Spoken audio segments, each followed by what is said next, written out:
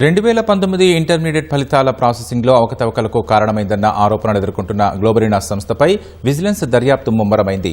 గ్లోబరీనాకు tender ఎలా దక్కింది, tender నిబంధనల్లో మార్పులు ఎందుకు చేశారన్న అంశాలపై అప్పటి ఇంటర్ బోర్డు కార్యదర్శి అశోక్ను విజిలెన్స్ అధికారులు ప్రశ్నించారు. గ్లోబరీనాపై సీఎం వ్యాఖ్యల నేపథ్యంలో విచారణ వేగం పుంజుకోవడం ప్రాధాన్యం సంతరించుకుంది. 2019 ఇంటర్మీడియట్ ఫలితాల ప్రాసెసింగ్ వ్యవహారంలో కీలకమైన గ్లోబరీనా సంస్థపై విజిలెన్స్ అండ్ ఎన్ఫోర్స్మెంట్ విచారణ కొనసాగుతోంది. విజిలెన్స్ అధికారుల బృందం నిన్న మధ్యాహ్నం ఇంటర్ బోర్డు కార్యాలయానికి వెళ్లింది. 2019లో ఇంటర్ బోర్డు కార్యదర్శిగా పనిచేసిన అశోక్ ను కార్యాలయానికి పిలిపించి ప్రశ్నించారు. మధ్యాహ్నం 2:30 నుంచి సాయంత్రం 4:30 గంటల వరకు విచారణ సాగింది. ఈ సమయంలో ఇద్దరు ఇంటర్ బోర్డు అధికారులు కూడా అక్కడే ఉన్నట్లు సమాచారం. అసలు 2019లో ఫలితాల ప్రాసెసింగ్ టెండర్ గ్లోబరీనా సంస్థకు ఎలా దక్కింది? గతంలో ప్రీ ఎగ్జామ్స్ కు ఒక సంస్థ, పోస్ట్ ఎగ్జామ్స్ కు మరో సంస్థ వేర్వేరుగా పనిచేసేవి. ఈ రెండు వ్యవస్థల్ని ఒకే చోట ఇంటిగ్రేట్ చేయాలన్న నిర్ణయం ఎవరిదని విజిలెన్స్ అధికారులు అశోక్ ను ప్రశ్నించినట్లు తెలిసింది. దీనికి కన్సల్టెంట్ల సూచనల మేరకే తాము ప్రతిపాదనలు చేసినట్లు అశోక్ సమాధానమిచ్చినట్లు సమాచారం. అదే సమయంలో టెండర్లు 2 సార్లు ఎందుకు పిలిచారు? తొలిసారి టెండర్కు సంస్థలు ఎందుకు ముందుకు రాలేదు? టెండర్ నిబంధనల్లో కొన్ని మార్పులు ఎందుకు చేశారు అనే అంశాలపై అధికారులు ప్రశ్నలు వేసినట్లు తెలుస్తోంది. అయితే విచారణలో అన్ని విషయాల్ని పూర్తిగా చెప్పలేమని, కొన్ని అంశాల్లో సంబంధిత వ్యక్తులు, వ్యవస్థలపై విశ్వాసంతో పనిచేయాల్సి ఉంటుందని అశోక్ చెప్పినట్లు సమాచారం.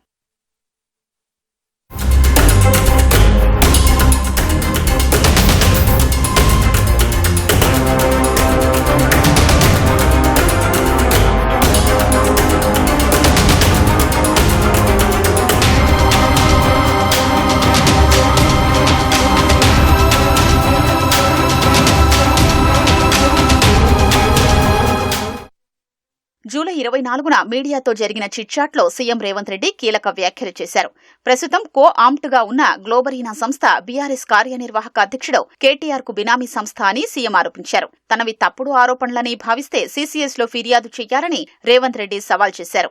గ్లోబరీనా సంస్థ అవకతవకల కారణంగానే 23 మంది విద్యార్థులు మృతి చెందారన్నదే వాస్తవం కాదా అని కూడా ప్రశ్నించారు. సంస్థ బండారం త్వరలోనే బయటపెడతామని, ఇప్పటికే విజిలెన్స్ విచారణ జరుగుతోందని వెల్లడించారు. సీఎం ప్రకటనల తర్వాత గ్లోబరీనా వ్యవహారంపై విజిలెన్స్ అధికారులు దృష్టి మరింత పెంచారు.